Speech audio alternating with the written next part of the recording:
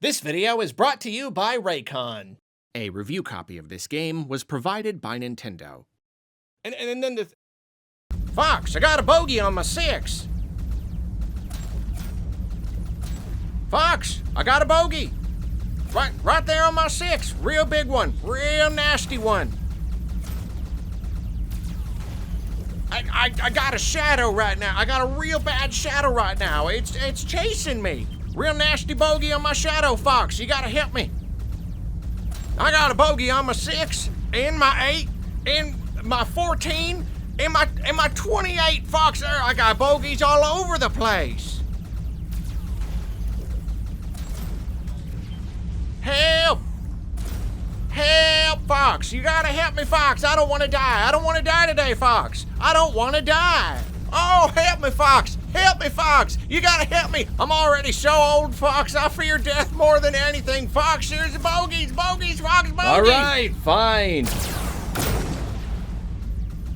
It's not a competition, Fox.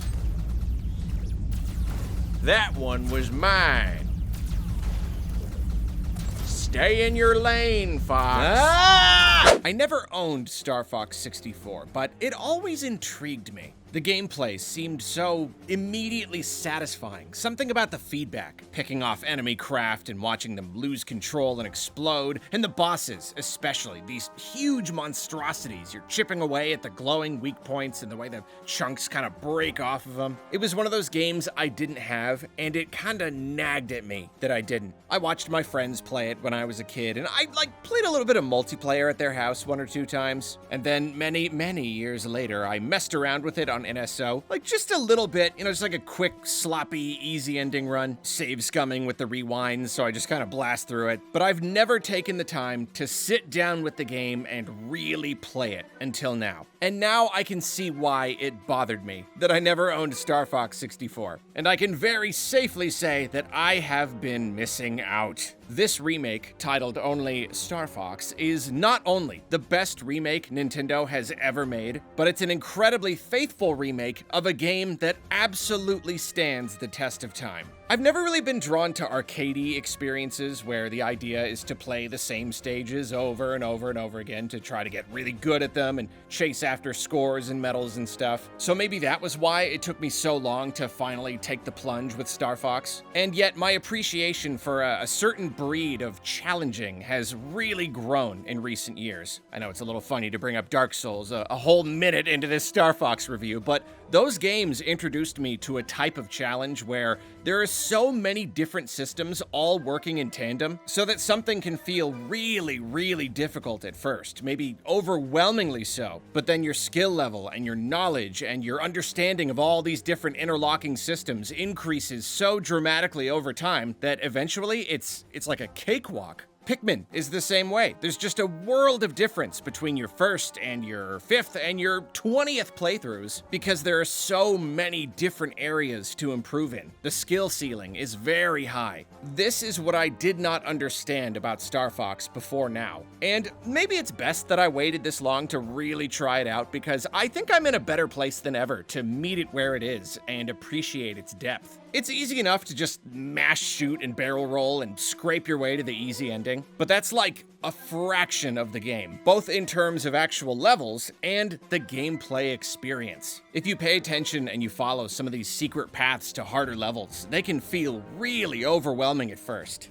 Okay, well, maybe that was just me, I don't know, but I had a heck of a time with some of this stuff. It can be so frustrating. You got all these challenges where you've got a time limit, or you gotta hit something from just the right angle, or if you wanna get the secret exits or get the medals, you gotta blast enough enemies. Or it's just a really hard dogfight against Starwolf that you can't figure out. You keep getting shot. No matter what you're doing, your teammates are constantly in danger, begging for your help, all at the same time. And if you don't get the bogeys off their tails in like a few seconds, they die, and you can't use them in the next level. It's just like, how are you supposed to do this? This is impossible. Stupid game. Before we continue discussing Fox, bunny, bird, frog, fight, monkey. A quick reminder that this video was brought to you by Raycon. Summer is in full swing, and I'm super busy engaging in all sorts of cool outdoor activities, like running, hiking, and picking raspberries for Papa. Oh, how Papa loves his raspberries. And I would never dream of picking them without my Raycon Everyday Earbuds Classic. These are the comfiest earbuds I've ever used. They fit super snug in my ear, they're super low profile, they never fall out. They've got all the features you could ever want. Active noise cancellation, multi-point connectivity, multiple sound profiles. They last up to 8 hours on a charge and up to 32 using the charging case. So I grab them every time I go outside, and yet it feels like I charge them so rarely. Then quick charging gives me 90 minutes of playtime with only 10 minutes of charging for when I'm in a massive hurry to get to the raspberry patch. And can you believe these things are about half the price of other premium audio brands? They even come with a 100% happiness guarantee, so you can try them risk-free.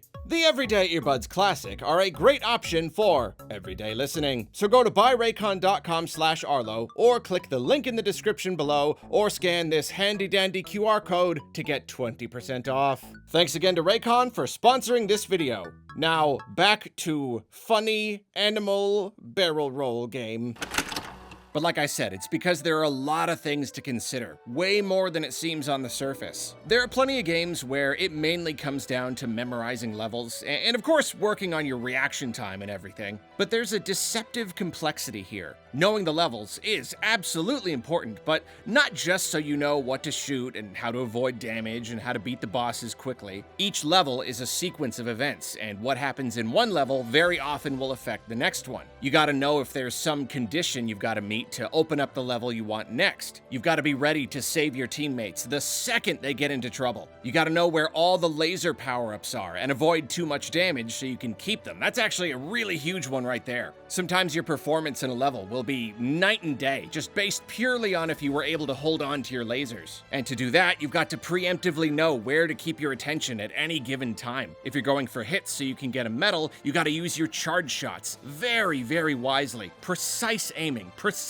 timing, getting into the rhythm, the flow of a level, and knowing just when to use your bombs to clear big groups you would miss most of otherwise. And the moveset. It's relatively simple, and yet you need to know how to use everything in your toolkit. And when you get it all down, it starts to feel like a dance. Between the shooting and the movement and how you're moving the cursor, but that's also moving the ship, but you've got to be aware of the position of both at any given time. You eventually pick up a real ease, a real grace. And when you get to that point, it starts to feel so darn good. Now you're zipping through levels and saving everyone and grabbing medals. No sweat. You're dropping bosses like they're nothing. And sequences you found so stupidly frustrating at first are a piece of cake, no problem. You just had to figure them out. You just had to pull together all these little bits and pieces of strategy, learn all these little moving parts. And that's when you really start to appreciate the design. This remake is extremely faithful to the original, and that is a great testament to how well that game was designed, even 30 years ago. There are quality of life updates and extra features and stuff, but the levels themselves are almost identical, and these things are immaculately paced. Sequences flow together. There's a great variety in most levels. The enemies are perfectly and thoughtfully arranged to make all these little micro challenges. It's not a long game, and yet every mechanic is perfectly utilized. Nothing becomes mindless. Nothing overstays its welcome.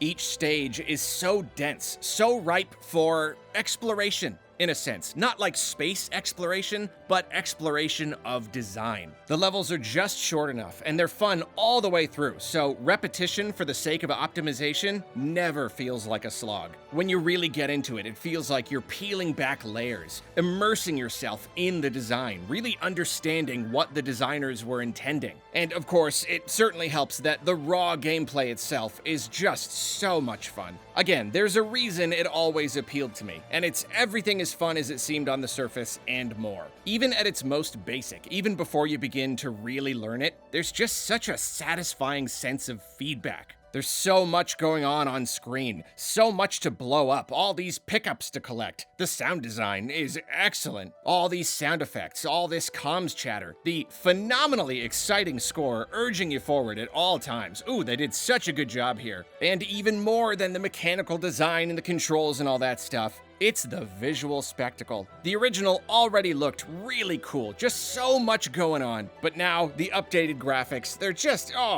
remarkable. The Switch 2 enables a level of fidelity that's very new for Nintendo. We have much more realistic environments, much more believable lighting and reflections and textures, but it's still very colorful and stylish. The art design is superb. The background vistas, they're breathtaking, especially up in space. Oh, I love all the floaty nebulas and stuff. There's a very strong sense of scale. You feel so tiny moving through these huge spaces. If I have a singular complaint about this remake, it's that there's not quite as much visual and audio feedback when you land a hit, and all the added visual complexity is slightly obscuring, so it's not quite as easy to tell when you're hitting what you're supposed to hit, but it's not really a big deal, and overall, I am very, very pleased with how everything looks. And when you add it all together, you take the fancy new graphics and the environments and you mix in the action, these levels are roller coaster rides. Like, they may as well be theme park attractions. You're flying over a stormy, polluted ocean, or the surface of a star, or through an asteroid field, or the wreckage of a huge space station. You'll fight a battleship, or a humanoid robot that tries to punch you, or like a giant creature. We don't need to read it in an interview with Miyamoto to see that this game was inspired more than anything by Star Wars. And it totally succeeds in making each level feel like a distinct scene in an epic sci-fi movie. This is especially true thanks to the characters. It was already amazing how much personality they packed into the original game. And of course, it's all represented here. Some of the lines have been changed, but the characters still banter constantly. They berate and congratulate each other, they crack jokes, they're always reacting to what you're doing, which gives the experience a very organic feel. Okay, if I have one complaint about the original that carries over here, squad mates constantly flip-flopping between begging for help and chiding you for taking their kills is pretty darn annoying. But it's another small thing. For the most part, the banter is great. I love how allies who have prior experience with the team pop up and lend a hand from time to time, reminding you that everyone here has got their own story, their own path that led them here. I love how you're always hearing the enemy as well. You know, every boss is piloted by someone. They have these ridiculous cartoon villain personalities. You get to hear them scream when they blow up. It's awesome. You're fighting Starwolf and everyone's yammering at each other. There's all this personal beef between them. The melodrama just makes the whole experience that much more fun. It seems like it should get old, and yet somehow, I don't know, it doesn't. I just love it. And this element has been dramatically improved in the remake. The little talking heads that pop up during in-game dialogue are now fully animated at all times, and it looks great. This dialogue isn't quite as over the top as it was in the original, not quite as intense, but I'm fine with it. I think if anything, it'll make me appreciate returning to the 64 one eventually. Overall, I like the performances, and there's still plenty of cheese in there. And best of all are the new cutscenes. The cutscenes at the beginning and end of each level, sure, but mostly it's these in-between cutscenes. I am now 100% on board with the new character designs. They're a bit more realistic. Everything is taken just a little bit more seriously, but that just shines a brighter spotlight on the fact that these are a bunch of silly cartoon animals in a melodramatic space opera. It's so amazingly cheesy, especially because it strives to be kid-friendly. So it's like if a 10-year-old wrote a sci-fi movie with a little help from their parents for the technical and military jargon. It's just so silly and so charming. And these cutscenes dramatically deepen the game's characterization. We already had a good idea of these characters' personalities and their personal relationships, but now we get to see so much more. So many more interactions, allusions to past events. It's probably not deep enough to count as character development per se, but it does make them a lot more endearing. These are the scenes we could have imagined were happening between levels, but we never really got to see. It gives these cartoon animals just a smidge more depth. We get to see Fox reminding General Pepper that he'll only help save the galaxy if he gets paid, which is pretty surprising coming from Nintendo. We get to see Slippy nerding out on stuff, so he feels a little more useful and a little less pathetic. We get to see Falco being an impatient jerk, and we get to see Peppy getting genuinely fed up with all the unprofessionalism. Like, he gets really visibly annoyed. It's just fun. And there are tons of these cutscenes, unique scenes for every level and every alternate alternate exit. It even seamlessly mixes pieces together where paths converge or where you have to make a choice about where to go next, giving it a real TV show kind of feel. I'm actually really surprised to see cutscenes like this in a Nintendo game, honestly. Like, they've really upped their animation game for the Switch 2 generation, between Metroid Prime 4 and now Star Fox. The character animations in these two games are just like head, torso, and knees above anything else they've ever done. Like, what else comes close? Maybe Metroid Dread, I guess. Yeah, I don't know. I guess they feel like sci-fi, in particular, just needs really good cutscenes. Yeah, I don't know, weird. Anyway, back to Star Fox. It just looks really good. The characters are really expressive, and they're all different animals, so they're animated in unique ways. Lots of mocap was used here, clearly. It just feels a lot more in line with what the rest of the industry has been doing for so many years now. And then the graphics are just phenomenal. It's all in-engine, and it just looks so good. As with the rest of the game, visually, it's all top-notch. I mean, just look at Falco's feathers. Those feathers look so good. Just look how slippery Slippy looks. Never been more slippery. He's beautiful. It very much feels modern, like something that really wouldn't have worked on the original Switch, you know? This right here really is basically Nintendo's Mass Effect, and I could not be happier about that. Now, this is all well and good, but enough people will be wondering about the amount of content on offer that it's worth bringing up. Star Fox is not a big game, and unfortunately they didn't end up adding any extra missions or anything like that. I didn't time myself, but most people say you can roll the credits in about 2 hours. If you're having to retry sequences a bunch of times, yeah, that'll definitely add to it, and if you're watching the cutscenes every time, sure, that too. I want to say when you get faster, it can be more like an hour and change for a run. So I guess it varies, but yeah, the point is, it's short. However, rolling the credits for the first time is only going to be one route. It'll take several runs to see every level. If you follow a guide and know just how to unlock all the alternate paths, you'll see mostly original levels and catch it all in like 3 runs. One path is harder than the rest, and it'll take you to the real ending. So if you want to see everything, it'll be a much better chunk of hours for sure, but yeah, not that many hours. This is where I am slightly torn. 30 years ago, we had fewer games vying for our attention, so we were expected to be a little more patient with each one. The best way to enjoy Star Fox, the way to get the absolute most enjoyment out of it, would probably be to just jump right in and figure it out as you go and expect to play through a bunch of times. This is something I really didn't appreciate about the original, but it always gives you hints about alternate paths. Characters point out anomalies or set challenges. Sometimes if you neglect to meet some condition, instead of failing the level, you'll open up a different path. I can't say with confidence that no other games functioned this way back in the 90s, but to me it feels like Star Fox 64 must have been at least a little ahead of its time, right? Like I was saying, it's a very thoughtfully built game, and this is yet another layer to enjoy. It feels a bit like a choose-your-own-adventure or a living TV show that changes based on how the characters perform. It's seriously impressive for such an old game. You can use a guide if you want to cut back on wasted time, and this remake actually just straight up tells you what you need to do to open up new paths. I ended up taking the hints because if you don't plan at all, then yeah, you're gonna have to repeat a lot of levels a lot of times. I mean, even just trying to get all the medals, I inevitably had to do entire runs just to clean up little bits here and there. So I tried to cut back on wasted time,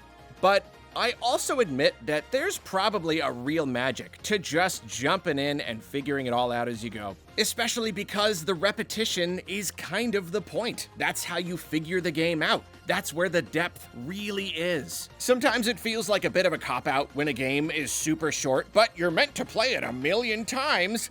And yet, sometimes that really is a thing, isn't it? I did not enjoy this game most when I reached the credits. Not even the real ending. The real appreciation came through the repetition, getting better and eventually earning all those medals, which was actually doubly satisfying because getting them all is how you unlock expert mode. Many of the game's bosses are way too easy, especially if you're good with your laser upgrades, so expert mode is very much appreciated. The mode is actually a lot harder, with more enemies that do more damage, collisions cause broken wings and lost lasers, so that actually adds a ton to the replayability, especially when you start to get better at the game. You reach a certain level where expert mode becomes your new default, and that can take a very long time to clear. So then, as is so often the case, though perhaps here more than ever, whether the game is worth the asking price will entirely come down to the person. Strictly speaking, it's not a ton of content, but it is a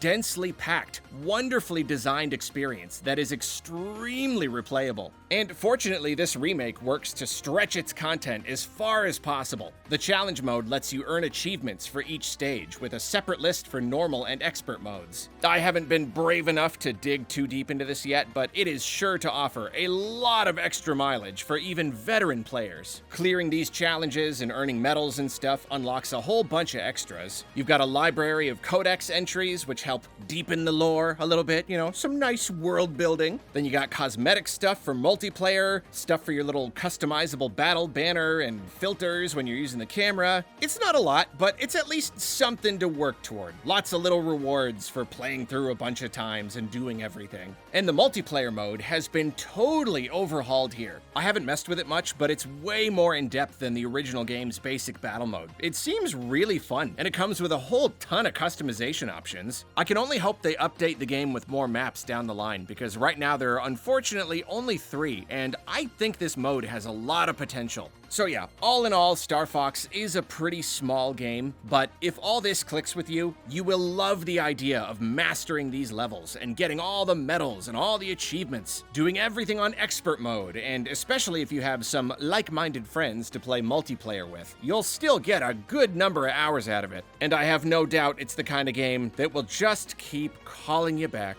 Big shout out to my Discord and stream moderator, Sharp Edge. He is a Star Fox freak. He helped me a ton when I was learning the game. And he also drew comparisons to Pikmin. He says Star Fox 64, and of course this remake, is pretty much exactly like Pikmin 1. It's extremely short, but being able to beat it in one sitting, plus the high skill ceiling, just means it is a ton of fun to play through pretty much any number of times. What a remake should be is always up for debate. What should be recreated one-to-one? What should be reimagined? Should content be added? Or is it okay to cut some stuff? Should it be changed a little bit or a lot? And it probably comes down to each individual game, and then of course different fans will have different opinions as well. But for my money, this is the best remake Nintendo has ever put out. Their remakes are usually extremely faithful, which is usually what the fans are looking for, but I often feel like so many opportunities are missed. I don't like it when it still feels like I'm playing an old game. The original will always be there, so I like when a studio takes a game and asks,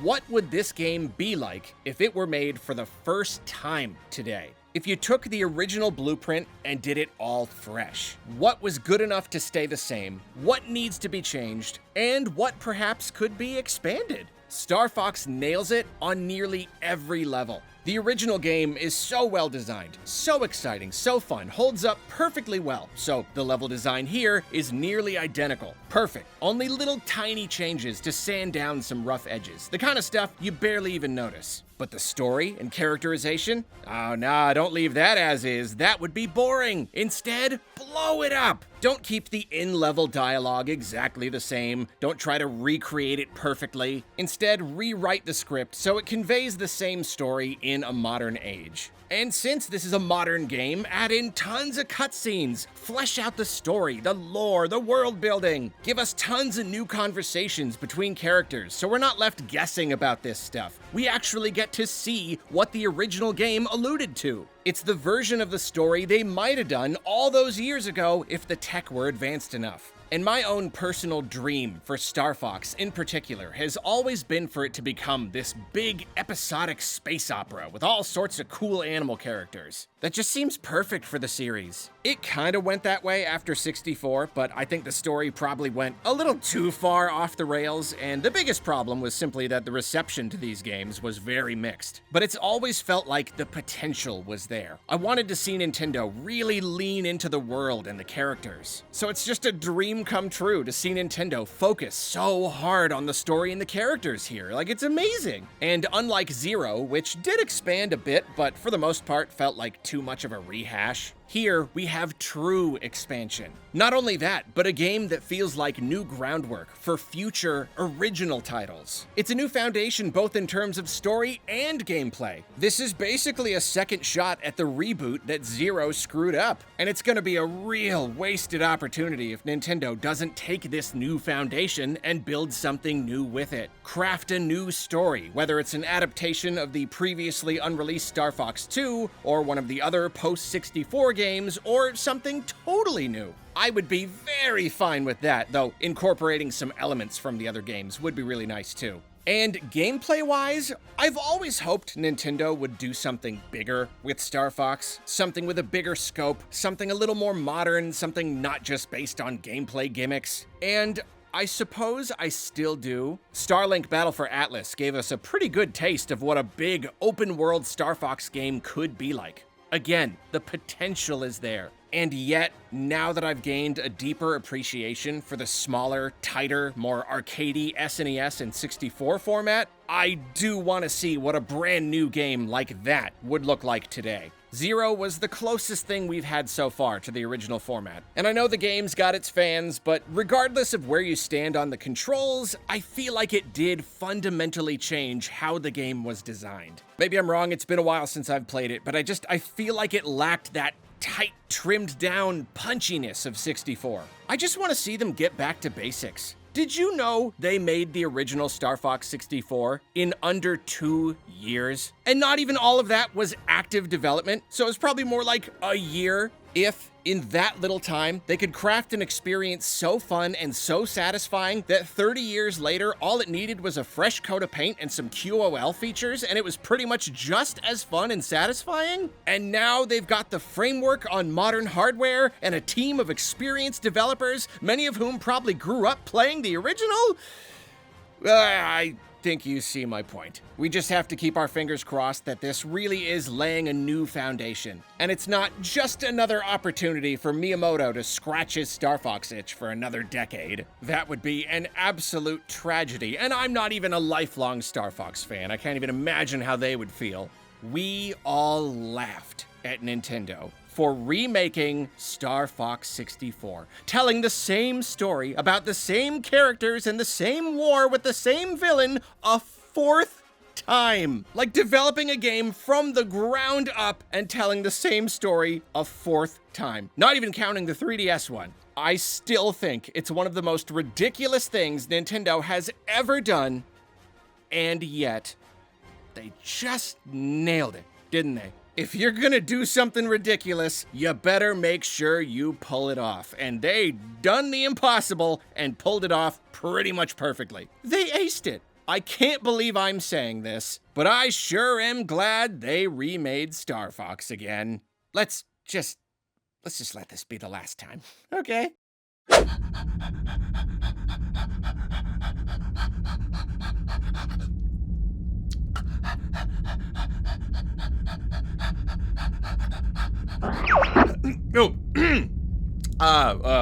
General Pepper, what can I do for you? Bill, our forces on Fuchina need support. Head to the rendezvous point and await further instructions. Loud and clear, General. I'll report to Fuchina immediately. Over and out.